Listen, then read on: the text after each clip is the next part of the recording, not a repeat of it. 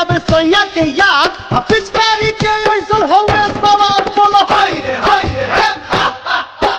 Hotel खजानवा लुटले सजनवा चढ़ल फकुनवा होटल खजानवा लुटले सजनवा चढ़ल फकुनवा जहिया चुठार दिहले राजा जी चुठार दिहले राजा जी अजमल जवानी के दहिया चुठार दिहले राजा जमल जवानी के दहिया चुठार दिहले राजा जी।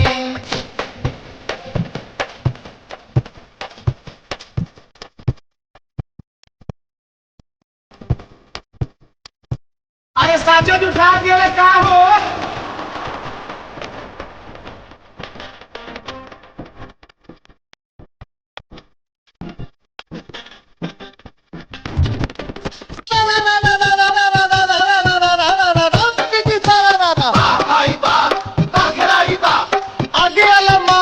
पिछला हो बेटी खोला खजाना जरूर कुछ भेटी बोला बीतेला मजा नहीं हंसे राजा ले आइले गाना कराई के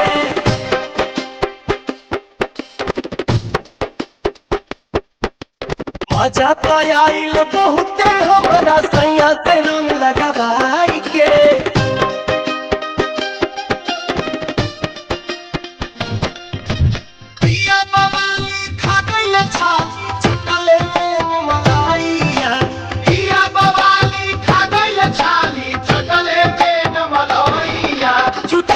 राजा जी चुठार दिहले राजा जी जमल जवानी के दहिया चुठार दिहले राजा जी जमल जवानी के दहिया चुठार दिहले राजा जी।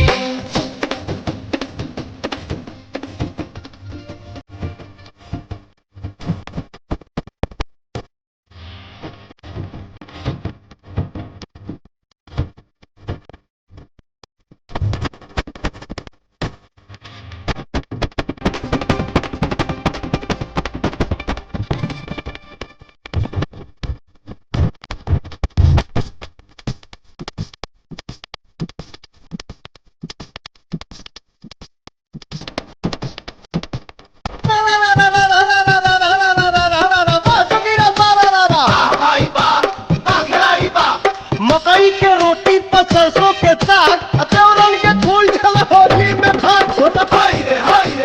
हटल चटाई पत्थर कलाई पिया से झका झुमर में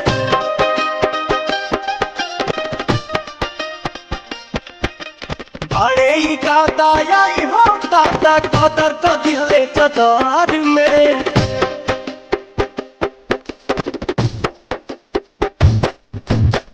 भील लहरे तब मन हरे डरले ऐसन जगहिया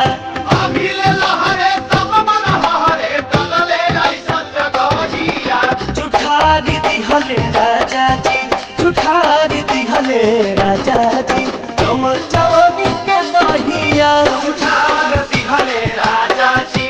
जमल जवानी के दहिया चुठार दिहले राजा जी।